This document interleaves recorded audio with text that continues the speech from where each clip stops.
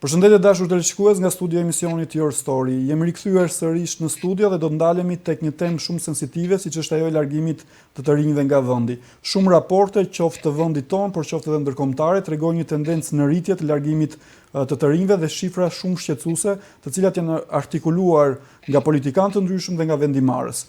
Por për të diskutuar sot për këtë temë, kam të ftuar në lidhje Skype Edison Balla, analist dhe redaktor i Sirius Pikal. Edison, mirë se vjen në këtë lidhje online në studion e emisionit Your Story. Faleminderit për ftesën, Lons. Për të hyrë direkt në temë, Edison, një pyetje e shpejtë dhe një përgjigje e shpejtë nga ana juaj. Përse largohen ose përse zgjedhin të largohen të rinj nga Shqipëria? Të rinjt largohen, të rinjt ikin, sepse kanë kuptuar që tashmë kanë kaluar plot 30 vjet nga thirrja e famshme e duam Shqipërisë e gjithë Europa dhe përveç viteve thuajse asgjë nuk ka ndryshuar në Shqipëri. Të rinjt ikin Leons, sepse nuk kanë besim që duke jetuar në dëshmëri dhe me dinjitet mund të ndërtojnë të ardhme më të mirë dhe le të themi të kenë një jetë më të mirë në Shqipëri. Të rinjt ikin kryesisht Leons sepse kanë kuptuar që duke u arsimuar e kanë të vështirë të kenë nesër një punë të mirëpaguar. Të rinjt ikin Leons sepse kanë kuptuar që kanë pak shpresë edhe ndjen të pasigurt se një nesër më e mirë mund t'i pres ato. E të rinjt ikin pra sepse në Shqipëri është krijuar një krizë e madhe besimi, një krizë e madhe tek sistemi, një krizë e madhe tek institucionet, dhe një krizë e madhe tek politikbërja, tek qeverisja, në përgjithësi tek shteti. E kushdo që mundohet ta trajtojë këtë largim dhe këtë ikje thjesht e vetëm për arsye ekonomike, unë mendoj që bën një gabim të rëndë. Më shumë se kaq. Këtu pra kemi një krizë të rëndë besimi, një krizë e rëndë e cila e ka çuar këtë vend të gjithë këto vite drejt një depresioni masiv, çka ka sjellë edhe largimin e mira të rinjve nga vendi. Pra kjo Edison lidhet me besimin për të ardhmen që kanë të rinj shqiptar? Eksakt. Këtë po them që pra të rinjt nuk largohen vetëm për arsye ekonomike, sepse ne kemi parë që këtu janë larguar edhe të rinj apo edhe shumë individ që kanë një punë të mirëpaguar, një punë që për standardet e Shqipërisë mund themi që konsiderohet si mjaft e mirë, por që sërish kanë zgjedhur të ikin. Pra kanë zgjedhur të ikin sepse për mendimin tim vjen kryesisht dhe vetëm me shpresën dhe besimin për një nesër më të mirë. A ka disa të dhëna zyrtare, sepse unë përmenda që kanë dalë nga institucionet vendore apo dhe ndërkombëtare, shifra konkrete se sa të rinj kanë kërkuar të largohen nga Shqipëria për vitin 2018, 2019, 2020, si ka qenë trendi dhe cilat janë vendet që këta të rinj preferojnë të shkojnë më shumë? Patjetër, fakt ka shumë raporte. Unë mund të përmend këtu raportin apo sondazhin e kryer nga Gallup, e cila në fakt jep një alarm, mund ta them, padyshim që është një alarm, ku 79% e rinjve shqiptarë të angëtuarve duan të largohen nga vendi, duke shënuar kështu një nivel historik për Shqipërinë në poshtë 30 vite demokraci, e nga ana tjetër, duke renditur Shqipërinë si vendin ku të rinjt duan më shumë të largohen, duke renditur Shqipërinë në vendin e parë në rajon, më përpara edhe se Bosnia Hercegovina. Nga Shqipëria pra duan 79% e të rinjve duan të largohen. E artikuluar kjo dhe përkthyer kjo në plot 365.000 të rinj, cilët në momentin më të parë thot pra Gallup do të largoheshin nga vendi nëse do të kishin mundësi.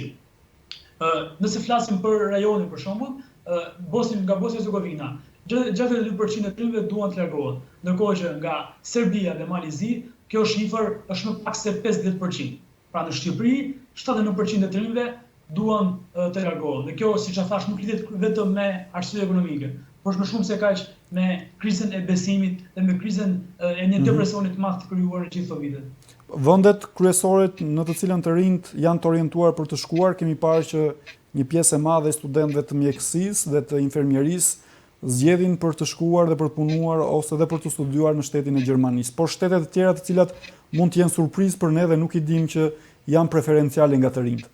E vërtet, sipas Agjencisë Europiane të Azilit, vendet kryesisht ku të rinjt shqiptar duan të largohen, mbas edhe për shkak të kësaj joshës që përmendet, kryesisht për infermierët, por jo vetëm, për profesionistët të tërësi, pra është vendin e parë është Gjermania, me plot 32% të kërkesave për të shkuar në shtetin gjerman. Ndërkohë që vendin e dytë është Mbretëria e Bashkuar me 26% dhe vendin e tretë është Italia me 18%. Pra flasim këtu kryesisht për vendet e Bashkimit Evropian. Ndërkohë që dihet që edhe Amerika, në Amerikë gjithashtu është një vend mjaft i joshës për largimin e trimëve shqiptar, ku thuhet që nga kjo përqindje që ne përmendëm e trimëve, 365.000 trimëve që duan të largohen nga vendi, 22% kanë provuar të largohen nëpërmjet aplikimit të llotarisë amerikane. Pra, 22% e 365.000 trimëve që unë përmendë, që në rastin më të parë largoheshin nga Shqipëria, kanë aplikuar të paktën një herë llotarinë si mënyrë për të larguar në shtetin amerikan.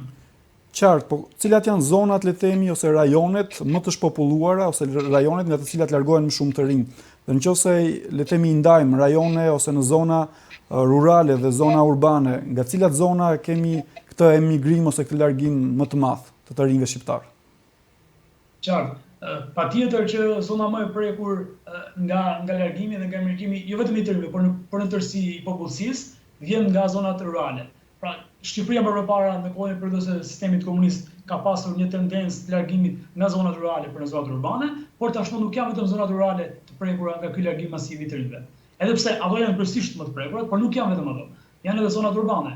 Edhe nëse doni të përmend edhe Tiranën qoftë, edhe Durrësi, për të qytetet e tjera të mëdha janë të prekura masivisht nga fenomeni i largimit të rinjve. Pra një farë nuk bën përjashtim tashmë asnjë zonë e Shqipërisë nga fenomeni i largimit të rinjve shqiptar. E gjithë Shqipëria është tashmë, për mendimin tim, në një alarm të kuq, sepse të rinjt në mënyrë masive po duan të ikin nga Shqipëria. Pra ti imagjinosh, 79% nga 80% e trimëve duan të ikin. Se është sikur të thuash që nga 10 targetuar, 8 nga ata duan të largohen nga Shqipëria.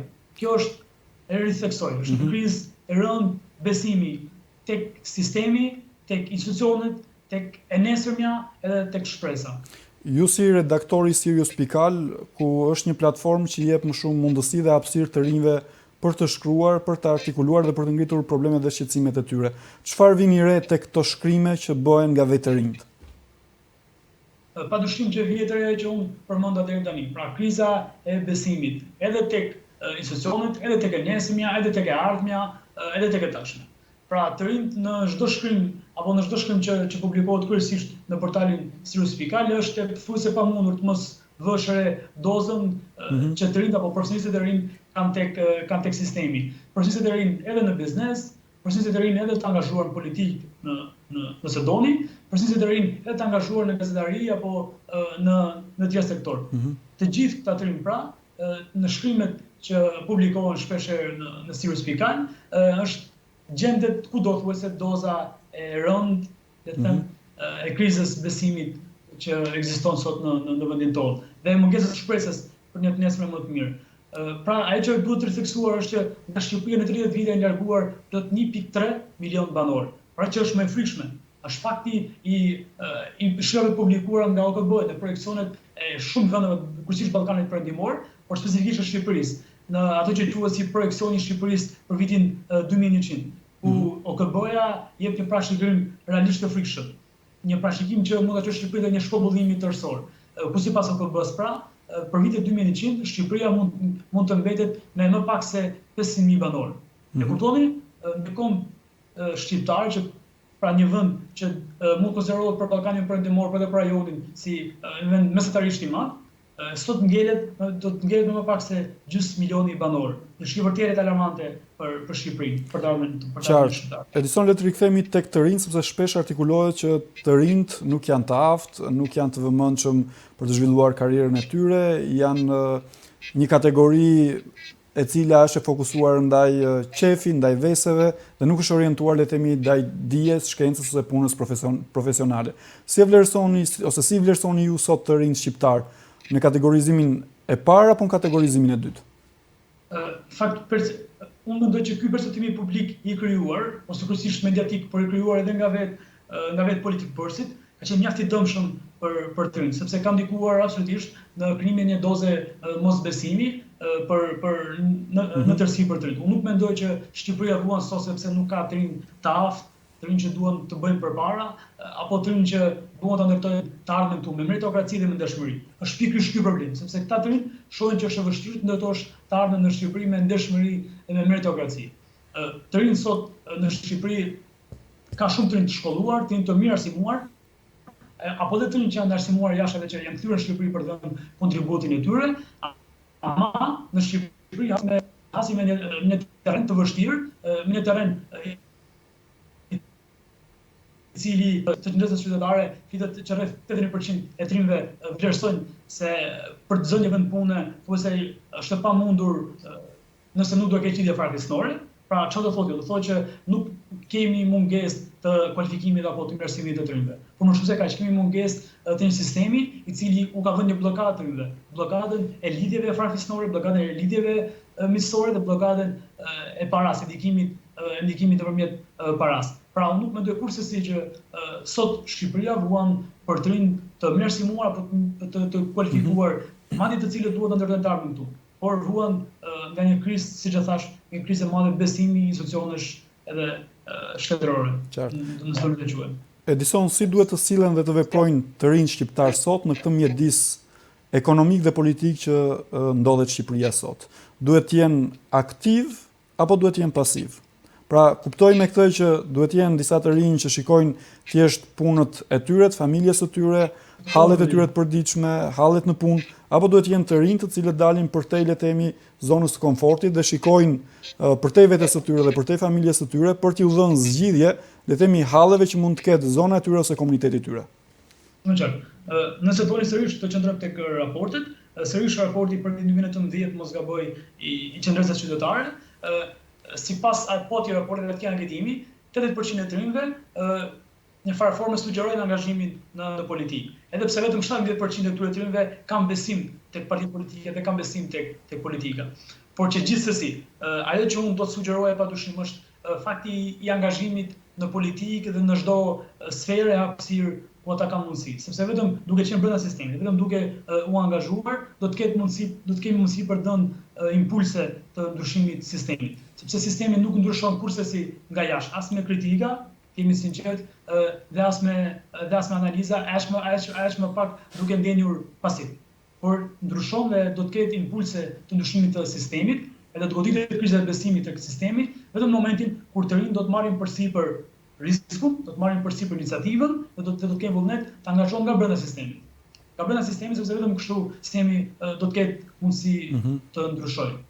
Mirë, po ekziston edhe një lloj paragjykimi tek të rinj shqiptar, po dhe paragjykimi që do kenë të tjerët për këta të rinj shqiptar që mund të angazhohen në forumet rinore politike ose në parti të ndryshme politike. Si e shikoni, le të themi, këtë shqetësim që kanë vetë të rinjt në sytë të tjerëve? Ama mos harrojmë se më e rëndë dhe më e thellë se paragjykimi është shpopulimi. Pra Shqipëria sot i ka nosur rreziku i shpopullimit, kryesisht për çështjen e mungesës së shpresës. Ndaj sot nuk do të qemi në rrethanat ku duhet të diskutojmë nëse do të paragjykojmë se angazhohemi në politikë apo. Zgjidhja e vetme është mënyra e ndryshimit nga brenda sistemit. Mënyra e ndryshimit nga brenda sistemit duke angazhuar politikisht, duke angazhuar në partitë politike, edhe në nivele të tjera të politikë-bërjes, edhe nëpërmjet mënyrës duke u shfaqur si alternativa të nesërmes, në zgjedhje dhe jo vetëm.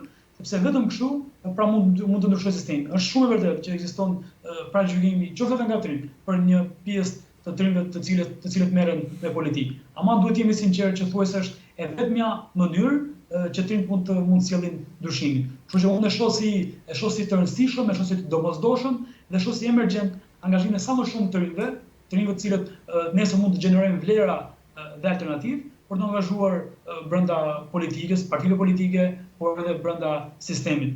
Sepse vetëm kështu mund të shkojë sistemi. A ekziston mundësia që angazhimi këtyre të rinjve në këto parti politike, le të themi, të jetë ngjashëm me angazhimin që kanë pasur të rinj në vitet 90, në vitet 2000, dhe ajo çfarë erdhi mbrapa të gjithë e njohim. Pra, angazhimi këtyre të rinjve do sjell risi, do sjell ndryshim në qasjen që do ketë politika ose qeveria me qytetarin, apo do vazhdoj e njëjta, le të themi, orkestër apo e njëjta valle ngjashëm në të shkuarën, duke mos sjell as edhe një ndryshim për qytetarët. Pra e kanë frikën që këta të rinj cilët do bëhen pjesë e këtyre partive politike, mbase bëhen ngjashëm dhe njësoj si vëllezër siamez me politikanët që kanë 30 vite. Jo, unë kam shumë besim.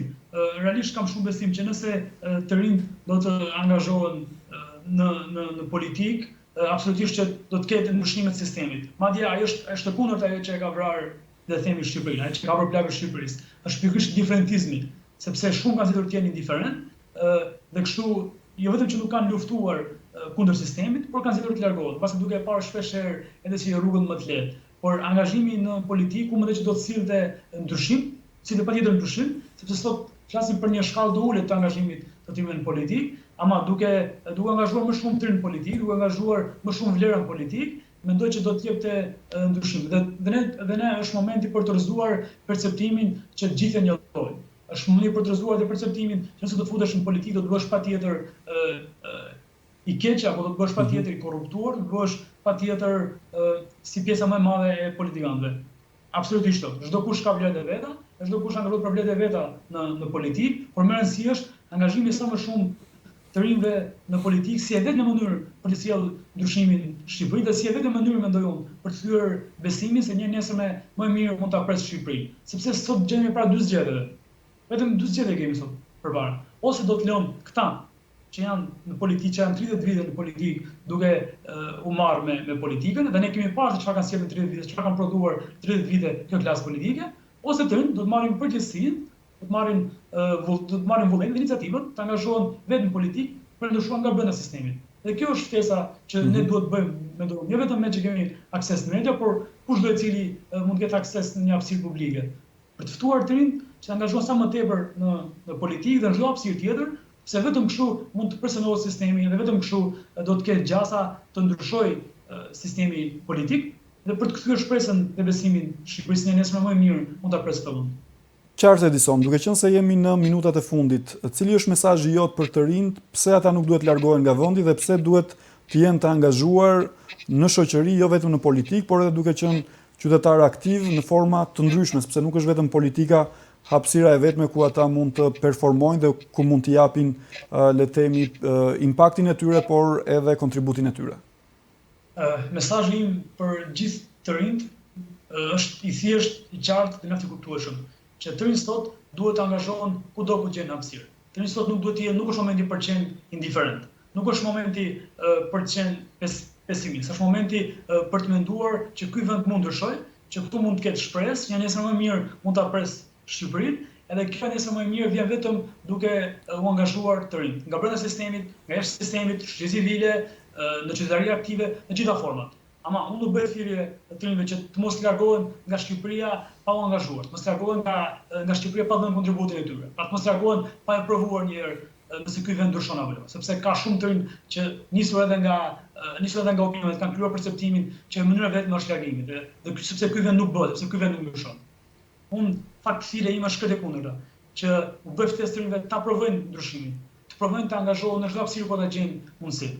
Sepse vetëm kështu ka gjasje sistemi të ndryshojë. Nëse ne do të qëndrojmë indiferent, nëse ne do të shohim largimin si vetëm zgjidhje dhe largimin si zgjidhjen e parë, unë nuk mendoj që ky vend do të ndryshojë, edhe ky vend do të bëhet më mirë nëse ua lëm dorë atyre që e patë mundësi për ta bërë më mirë, por që nuk kanë ndryshuar asgjë në këto 30 vite. Pra ftesa është që të rinjt sot të angazhohen në gjitha format, në gjitha hapësirat, për të personuar sistemin dhe për të bërë në aq sa mundën për të dhënë kontributin për ta ndryshuar këtë sistem. Qartë.